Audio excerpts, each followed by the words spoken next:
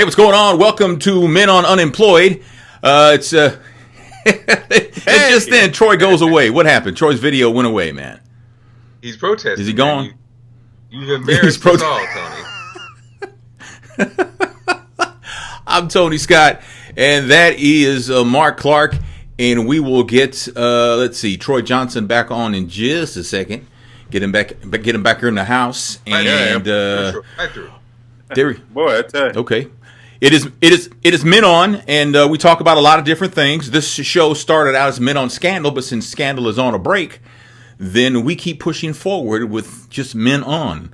A lot of different things. And, one of the things that caught me by surprise yesterday, and the story, I think, came out even a couple of days before that, was the Michael Jace story. Michael Jace. Michael Jace is he's a character actor. He played a gay cop on The Shield. And I think he's been on a couple other series since. I think did he play Michael Jordan in a movie or something? Or Man, wow, I think you're right. Damn, I forgot about that. You might be right about that one. Yeah, and he, apparently he shot his wife and killed her. And shot her more than once. And some say he did it in front of his child or his children. Were and it's just in the house. just a horrible, horrible thing.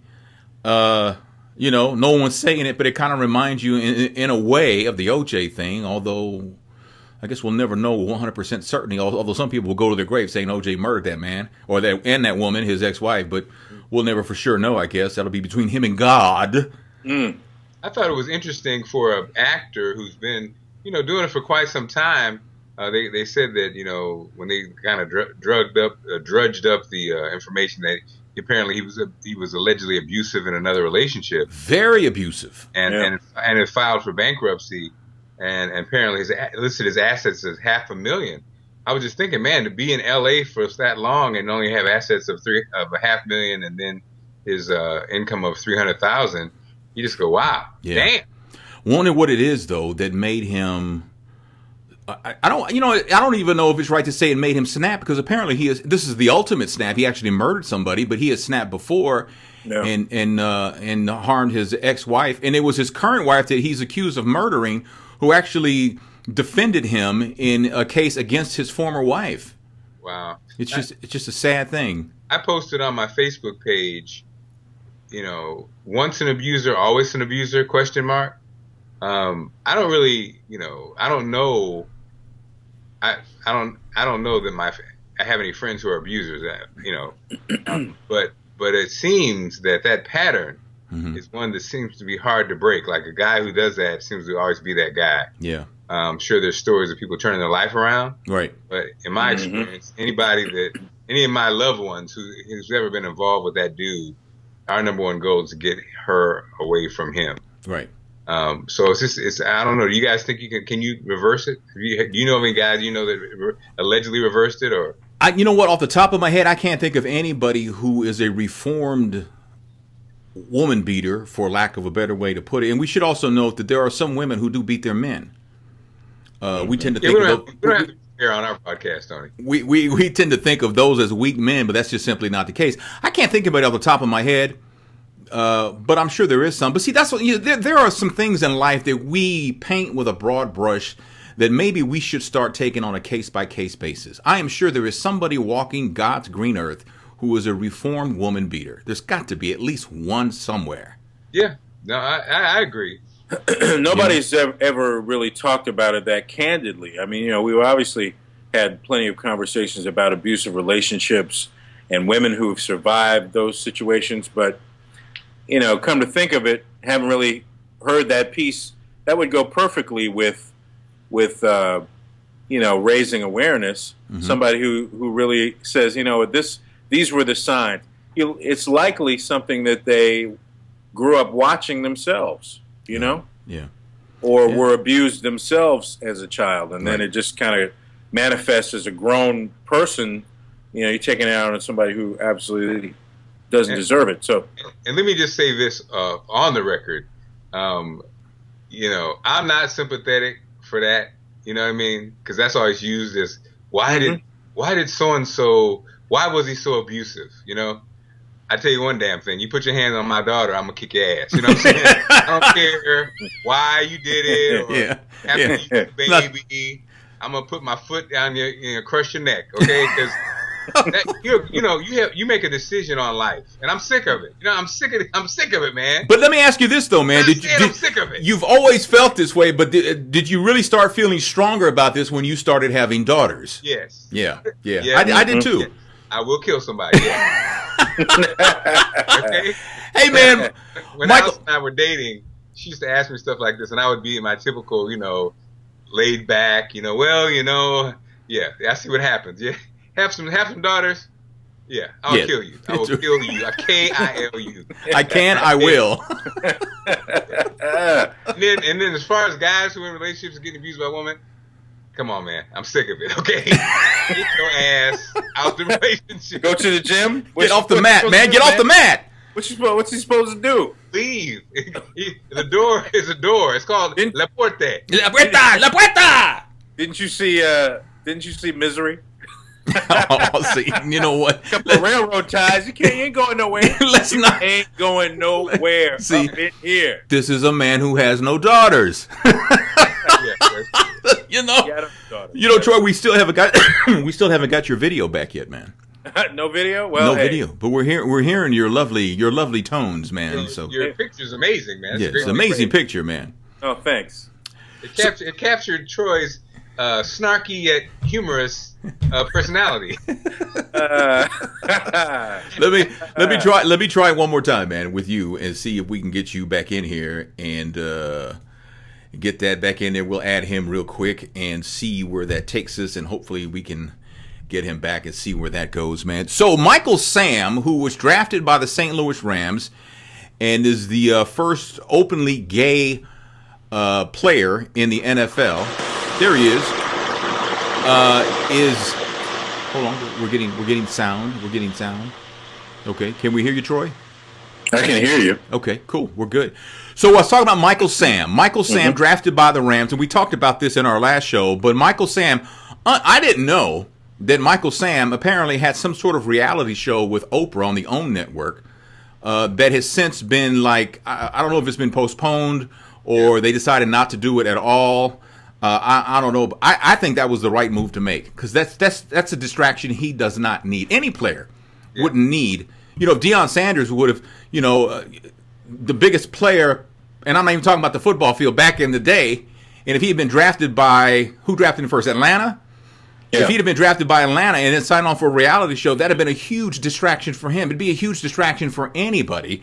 And Michael Sam's going to have, the weight of the world on him with all eyes on him. He doesn't need the distraction of being a reality TV show star. Am I missing something here? Am I wrong? No. Well, I just want to say his boyfriend has had the weight of the world on him a couple times.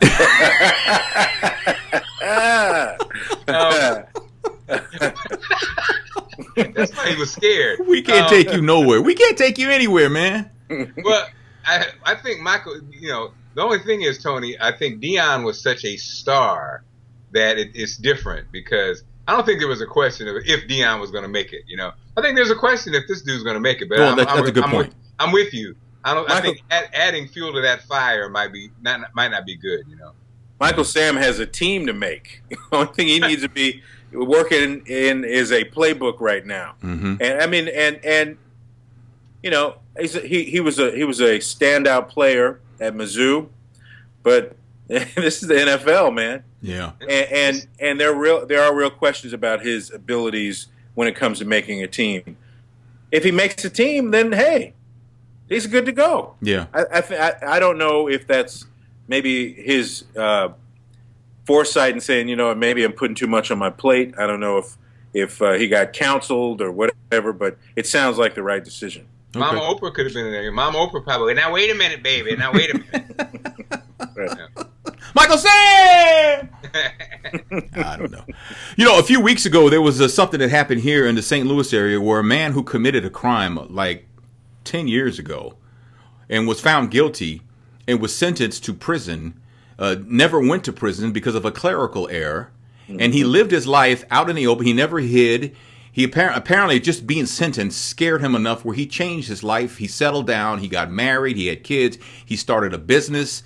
and then someone He goes went to church. He was a football coach. I mean, he did all this stuff, you know, and then it was found out that he never served his time, so they locked him up. Meantime, he gets a lawyer. The lawyer says, "Hey, this ain't right."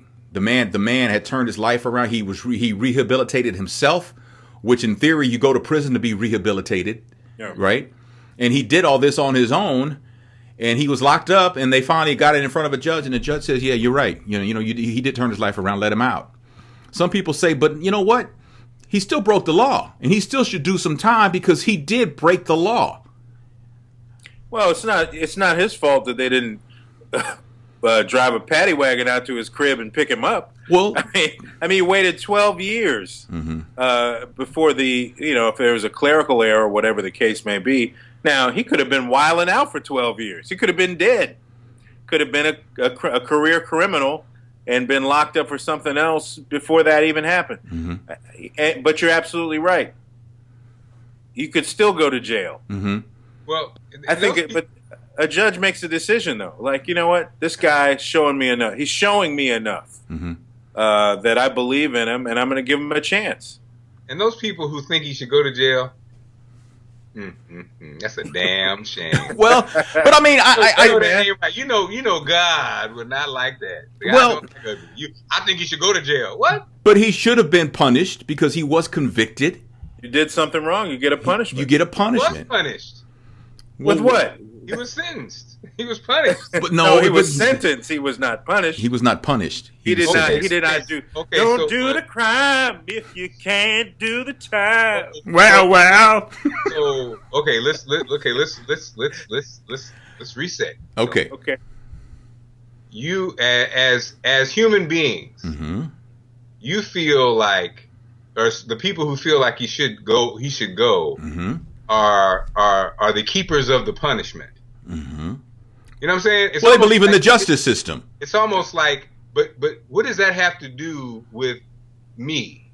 You know what I mean? Now, when you say me, who is me? You, Mark Clark? Yeah, like the person got in a situation and was charged, and because of an error made by the system, he did not go. And he did not go, and instead of, he didn't go, but he turned his life around. Who am I to say he needs to be punished? I don't care. I don't think that's the law says it. It's not my job. I'm not. It's not your job. I'm not the law keeper. You know what I'm saying? The law says. So that's what I'm saying. So who am I in this? I'm not. It's none of my business. Okay. Oh. Why would I want somebody to spend time in jail when the judge, who is the law, made the determination based on the information that he sees fit that he shouldn't go to jail? Who am I to be like, no, he need to go to jail? That's what I'm saying. Well, let me ask to America. It's an opinion. Let me ask you this though. Do you think the fact that the victim spoke up and says he don't think the guy should have to go to jail, do you think that had any influence at all with the judge? I hope it did. Maybe. I mean this system is so. This system, which is the best system in the world, people always say that, is flawed, mega flawed. In fact, new research shows that there's so many people in jail who don't belong there, right? So you can't. And because of that, you can't talk about the legal system because it's not that good. So you can't stand on that when you defend it or even criticize it. You know what I mean? It's almost like it'd be different if you had a system that was a foolproof system. Then you could say, well, you know what? This is how it works. But when you have a case that's not the case, then it's hard to do that. Like NCAA is the same way. It's so broken that you can't really stand on anything. It's like, well, because it's jacked. You know, that's just one man's opinion. This was one man's opinion.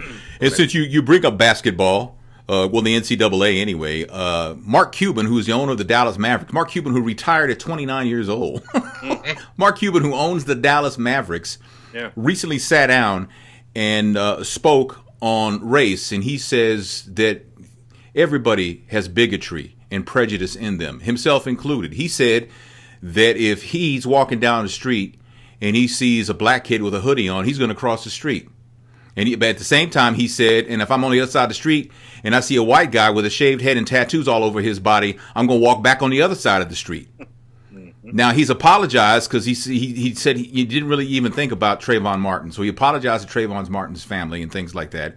But a lot of people have accused him of being a racist. I don't call him a racist. You know, Eric Holder, the Attorney General, says we're a nation of cowards when it comes to race because we do not want to have a discussion about race without it becoming angry, without it becoming insulting, without it becoming, tit for tat. Like you say something about my race, now I got to say something about your race. Yeah. We won't have that conversation. And I didn't see Mark Cuban as a racist. I just saw him as being honest and saying what a lot of people, white people, black people, brown people, all kinds of people, say and feel the same way as he does. Mm-hmm. I think you're right on it, Tony. And I think Eric Holder was absolutely correct. We're not going to have a tangible conversation about race and change people's perspectives. You know, some people just say we're too old because we've been inundated with the civil rights movement, the good and the bad and the ugly of the 20th century and earlier is all sitting in our laps. And then they say that, our kids don't see the race issue the way that we do. Mm-hmm. Could we have actually been turning the corner? The jury is still out on that. But we are not addressing it. I agree. When you look at South Africa, for example, remember they had all of those. I forgot the term that they used, but they essentially broke it down. They Desmond Tutu led this cabinet that listened to the horror stories of people who were oppressed under apartheid, the problems that they had with police, the problems they had with white folks, the problems they had with other black people. And it was truth and reconciliation. That's what it was. Truth and reconciliation. This actually happened to me in a township. I'm not lying. Don't act like I'm lying. It happened. And then they resolved it. Mm-hmm. Mm-hmm. We're never going to do that in America. And they moved forward after that. We're not going to do it here. It just doesn't seem like it. The thing that blew my mind is like when President Obama won the first time, a lot of people thought that day racism ended, not only in America, but in the world, which I thought was, I'm not going to say that it was stupid, but it was really naive. Well, we heard this when you never heard the phrase post-racial America until that day. Yeah. Like somebody rolled out, hey, we're going to say this is post-racial America. Mm-hmm. Now, all of a sudden. Yeah. Well, I think it's because there's always these political footballs that are used to distract people, and like you said, there's a whole bunch of dynamics for that are the reason why we can't really talk honestly about race, or we don't. Mm-hmm. Number one, we're reactionary. Mark Cuban. Anytime a white person in the media says anything about race, has a conversation, they have to be guarded because it will be spun a certain way. Mm-hmm. Now, granted, the spin, because the general market media is never controlled by people of color or people who are not the main influencers, then the spin is interesting because it's not like it's spun from the black perspective or brown perspective. The same people who spin it are white people. So they're reacting to a white person reacting to race. So I think these loops happen and it kind of spin, and the next thing you know, it goes away because it really wasn't a big issue anyway. Right. I mean, at the end of the day, he was trying to make a point. And then the Trayvon Martin tie-in, that kind of sucks because again, we're hypersensitive. Mm-hmm. If you just because you say a black man with a hoodie on doesn't mean you're talking about Trayvon Martin, but like you say, based on the coverage and based on the news, the way the news handled Trayvon Martin, he became a symbol of that. Mm-hmm. Right. So and you know what I think, and I mean, let's pull it back even a little bit more. There are the spin doctors, black, white, red, brown, whatever. They're out there too. So when they hear a phrase like when they hear hoodie, black kid, oh hell no, he's talking about Trayvon Martin. I mean, you can easily tie those things together. Tony said he wasn't even thinking about that. Mm-hmm. So, there are pervasive elements on all of these platforms, all of these points of view. And you're right, it just continues to muddy the waters. I was going to say one more thing, but I think it's interesting that he makes these comments now ahead of the NBA dealing with Donald Sterling. The timing, is questionable at best. Mm-hmm. Well, I don't think it's questionable. I think that's what it's about. I mean, I think what he basically was saying was, we all have bigotry, right? And do I think that somebody should basically be, should he be stripped because of it? Did he say? Was he commenting on that? Though? I don't know if he went that far. That's what I think the connotation is. That's what I think. You know what I'm saying? I think that's what the obvious tie-in is. But I think when you talk about like, but he also said that yes, I will vote. When this went down, he said, yeah, I'd vote him out. Yeah. Well, I think when we talk about race and we talk about in this country and professional sports and behavior like Donald Sterling, you have to keep in mind that like some people, like I said in our last show, that some people say Donald Sterling has the right to say that. But you have to understand that a pro sports league is exempt from a lot of things that we're not exempt from. The right to work wherever you want to work, because you get drafted right out. So you get drafted by a team. You're going to be with this team for a while unless they trade you. Okay. I can't get traded, if I work at McDonald's to Wendy's. That's not going to happen. So it's a different dynamic.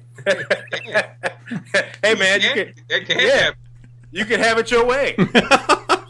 I got traded for a double bacon with cheese, man. You know what I'm saying? But I mean, so I think in professional sports, it's different. And in the case of the NBA and Donald Sterling, like I said before, they're not really concerned with what he said, but they are concerned more, in my opinion, with protecting the brand. Yes. It's the money-making machine. That's exactly. They don't give a damn about what he said. Whatever. No. They don't want the boys' club to be messed up. Mm-hmm. Right. I had speaking of race. Go ahead, Troy. No, go ahead. Well, the post-racial piece. I was walking with my daughter today, 13 years old, and it is interesting. Like we keep saying that we move past race. We ain't moved past race. It's still so my daughter's school is predominantly white, right? And so she said they were having some, young teenagers doing a game or something about have you ever or whatever, and you say what you haven't done, and people put their hands up if they haven't. Mm-hmm. And so in her presence, she's the only black person there. Somebody said, a white guy said, haven't, what's the term when they, not make out, but with kids where they say haven't made out with a black girl. Mm-hmm. Mm-hmm. And my daughter's right there. So first of all, how insensitive is that? Then another girl goes, did he say a black girl? Did he say, it was like they had this side conversation with my daughter sitting right there. Right. Like it was gross to make out with a black girl. And then the fact that him to say I haven't, and then other guys raise their hand.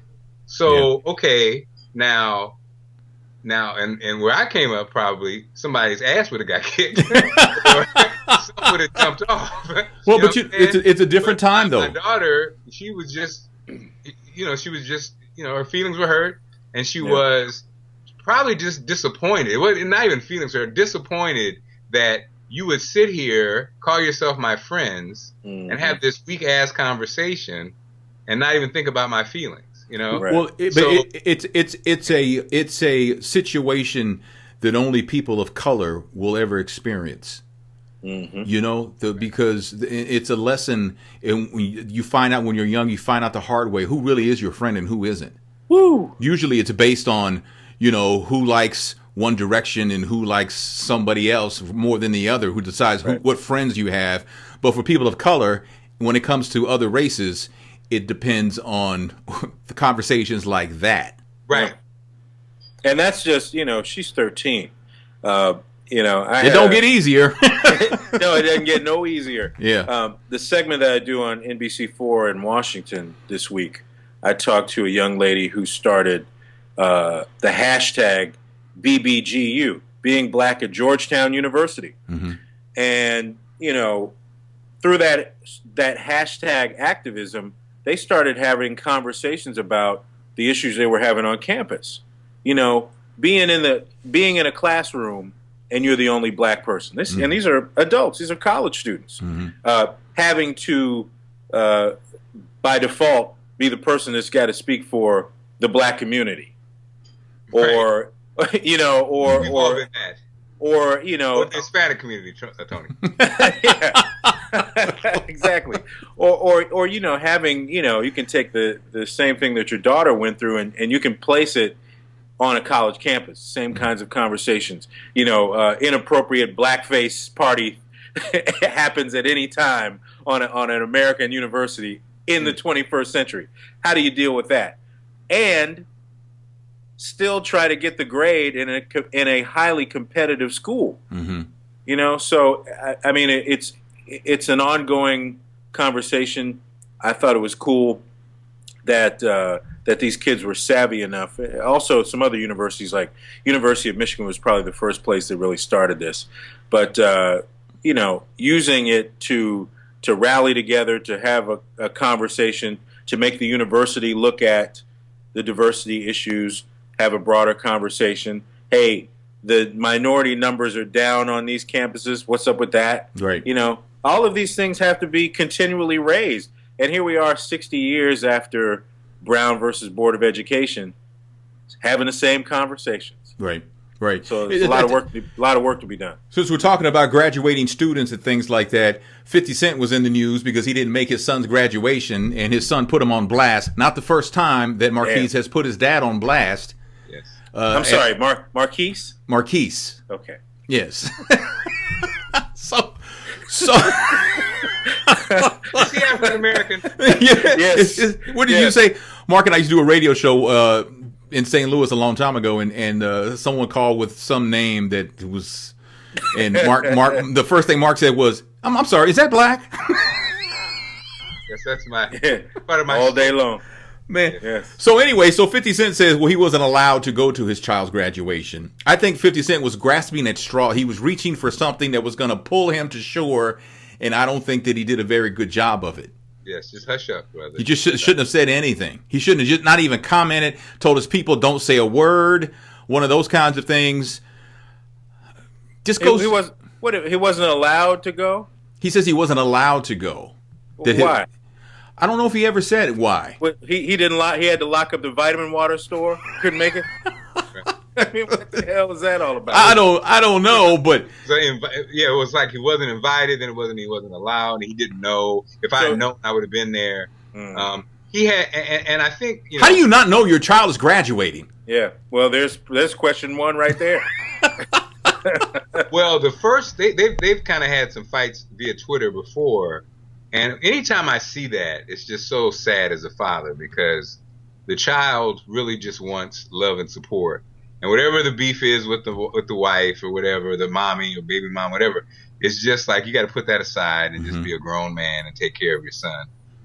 You just hope that one day that these guys, they get the picture. I see, to me, I see from Floyd Mayweather to 50 Cent to these different people who are rich in the news, but you can see that they don't know how to love. They probably weren't loved properly based on their reactions. Like that reaction told me everything I needed to know about their relationship. Right. And just like when Floyd Mayweather with his ex-girlfriend who allegedly, he said killed his twins and that's why we broke up. Yeah. Right before his fight. Yeah. Again.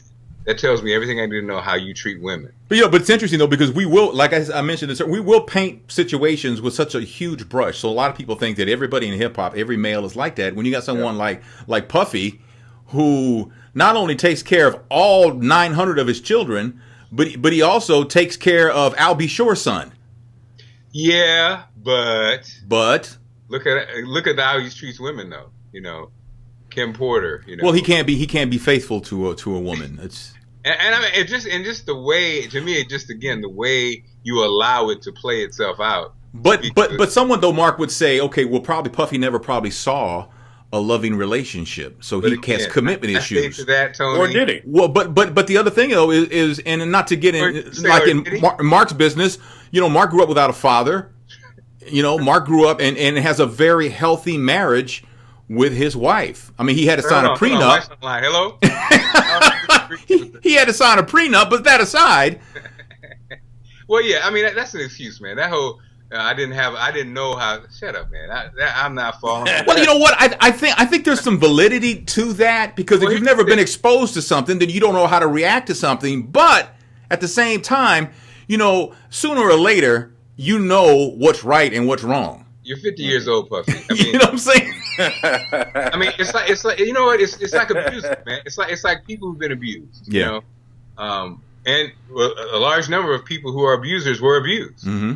But then there's a percentage of abusers who, knowing how they felt as a victim, vowed that they would never make someone else feel that same way. Right. I say it's the same thing with being not having your father around. How did you feel not having your father around? Vow to be what your father wasn't. That's the answer. Be what your dad wasn't. But then there are some people. Know what it is. Yeah. All this, it's that easy. But then there are some people who will say, "Well, my father wasn't around, so why do I need to be around? I turned out fine without my father, so why do I need to be around my kid?" I mean, because they're not fine. Well, that's true. Now, on the other end, speaking of children and celebrities, it came out this week that in L.A., the Department of Children and Family Services was investigating Will and Jada for that picture of Willow in the bed with that grown boy, that 20-year-old. I call him a boy because I'm a lot older than him, but, and Willow is what, 14, maybe? 13, 14? 13, something like that? Mm-hmm. Should there be an investigation? I think the celebrity caused this to happen. Yeah, the L.A., yeah. They got to get on this one, but, I mean, better safe than sorry. Yeah, they said in their release that, we have tangible information, obviously a photograph, that causes us to see if we need to investigate this. Well, but I think hearing the backstory for me though makes me understand how that could happen. I mean, the guy is Jaden's one of his best friends. Mm-hmm. Kid, they were all in the room. Yeah, and snapped a picture. I thought I thought it was a Tommy Hilfiger ad. I thought it was an ad for a commercial too. But then when I found out that the guy was like 20 years old, I was like, But I wasn't ready to condemn Will and Jada for that. Did they make a bad parenting decision by letting that picture out? Well, how did we know they had any control of whether that picture got out or not? That picture could have been taken and tweeted out in 3 minutes. You know what I'm saying, or less. Which answers the question. You don't know what your children are doing. Yeah, well. But that doesn't make you a bad parent, though. No, not necessarily. No, and I don't think again, if the scenario is your kids are all doing whatever they're doing. He's got his shirt off, whatever. I don't know what's going on, but there's kids in the room, and they take a picture. Like I said, in this world where a phone is a camera, who knows? He could have been He could have been changing this thing. They could have said it looked like an ad, and they put it out there. Now these pictures are out on every platform, and you then you deal with it later. And I think that's what happens when you're a celebrity. I have a feeling that they're not going to find anything. I think it was something as innocent as that. So do you think that because Jada released a statement walking into a building, and I saw it, and she was kind of ticked off, and she accused the media of this. Should she have just said, at the most, she should have said, "Come on, guys." At the very least, she should just said nothing and just walked into the building without even answering the question. But like you said, who's been in that situation? Yeah, who's been in a situation where you have to defend? You're feeling like you have to defend your daughter from something that didn't go on. And the way people go in on Willow, the way they go on her anyway, to me, I never understood that anyway. I mean, I understand it, but it's almost you get being a celebrity is not as glamorous or easy as we think it is, because that's the kind of situation you're in all the time. Mm-hmm. Mm-hmm. I think some parents, Willow needs to stay off them pillows. I'm saying. Well, I saw this one story, our last story. I saw this one story where this woman in Arizona, her name is, I think it's Nicole. I don't know. I forgot her. Anyway, she takes care of her boyfriend's 3 kids when he goes to work, like on weekends and stuff like that. She keeps them. And apparently, the 3-year-old pooped in the bathtub, and so this Nicole woman, she made the child eat the poop. Damn. And so the kids told their mother when they got to see their own mother. She called the police. The police investigated. The Nicole woman says that these kids lie all the time about everything. It's no big deal. But they found bruises, and the way the bruises were on the child's body indicated that the child was forcibly held down somewhere. What do you do with people like that? Put them in jail. But I mean, you know, we tend to let poop. we tend to let them plead out. Oh, it's her first offense. She's going to be on probation for 5 years. She's never going to be able to be around this child ever again, and she's going to do 80 hours of community service. See, something like that, what she allegedly did to me, that falls into the category of there is no plea deal. All right, we're going to go for the maximum, whatever it is. We're going to go for the maximum, you know, and it's one of these things. Her picture needs to be sent around the world, and that's not hard to do these days, so everybody can know what this woman looks like. Yeah. Or, for lack of a better way to put it, what this piece looked like, you know, because it was like, you know, you don't do that to a child. No, you don't. You don't do that to a grown-up. That's not. You don't do that to anybody. That's just not. Man, when I saw that story, I was like, man, come on now, really. The human spirit amazes me every day. How somebody's always around to do some stupid S. Yeah. You know, there's always. If you like that story today, Tony, wait till tomorrow. No. Tony's gonna find the story. Oh, I'll find the story. Tony's gonna find the story. Yeah. Yeah. Somebody else is gonna do something just as cray as that. Yeah. And I mean, it just leaves. We're all shocked. I mean, what can you say? Yeah. It's wrong 700 different ways. There's really no jail. There's no real punishment that can convey to this dumbass that you should have never. We should not be in a courtroom adjudicating a situation with you because of this stupid mess that you did. Yeah. Right. Yeah. No, I'm with you. Yeah. I'm ditto. and that's it. So I can't. There's nothing more to say, huh? So is there anything else? Any other stories you guys want to throw in? Tony, it's time for you to step up and speak. What happened? For all the Hispanics in America. Uh-huh. I ran across an article in the New York Times that says Hispanics are now identifying themselves more and more as white, according to the U.S. Census. They've decided. You know, it's funny how we've come full circle because my birth certificate says that I'm white. Really? Yeah. Because back then you were either black or white. Yeah. You know, it was like true. it was one or the other. So, you know what? Tony's dad was like, "We're on a winning team. We won't have to have two jobs." That's right. You know, I don't know. Two words. You know, I'm always like skeptical when they have studies and things like that. It makes for interesting conversation.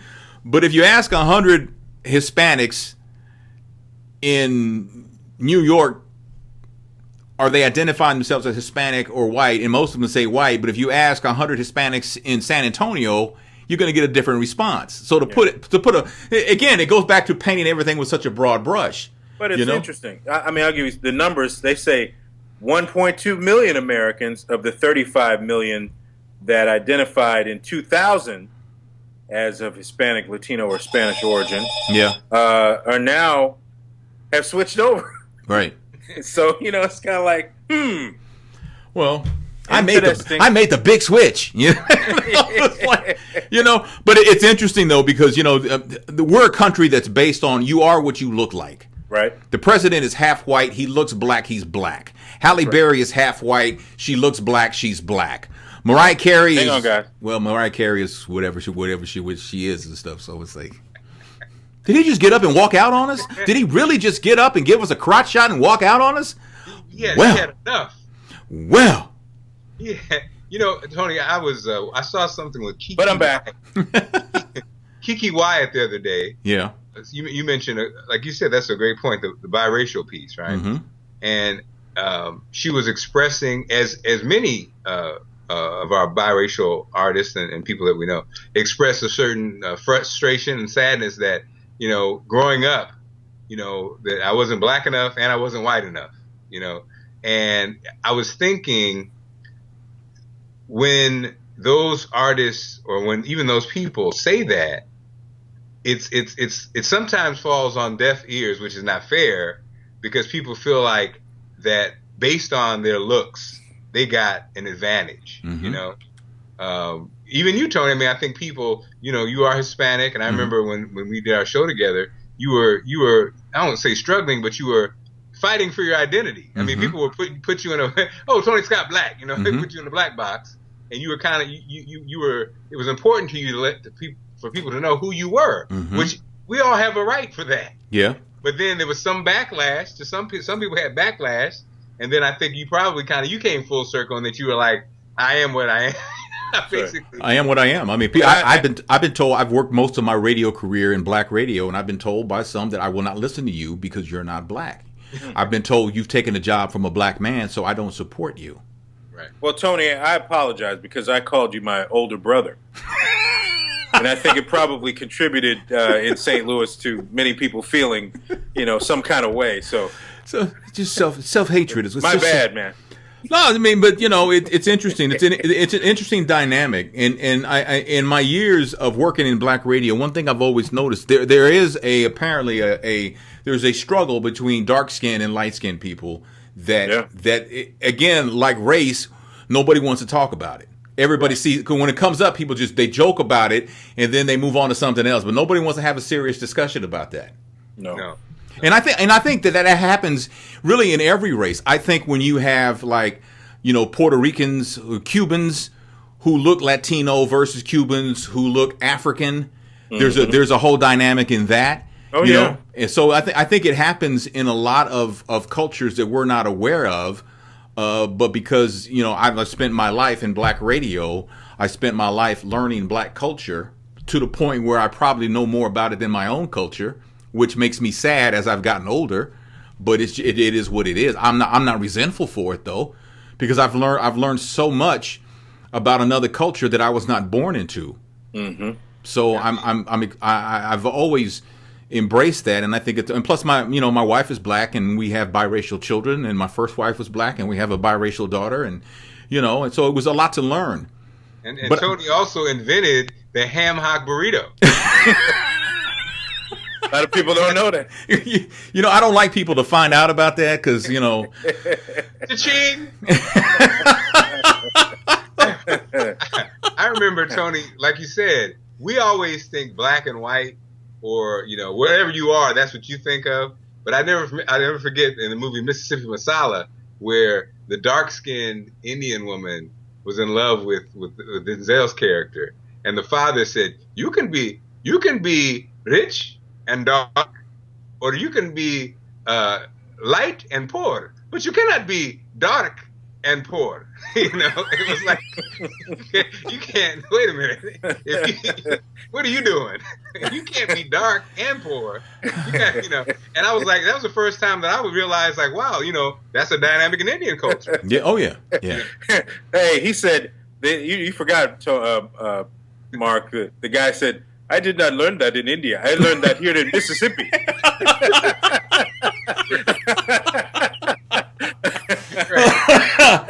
Well, there you go. So, is there anything else that we need to cover?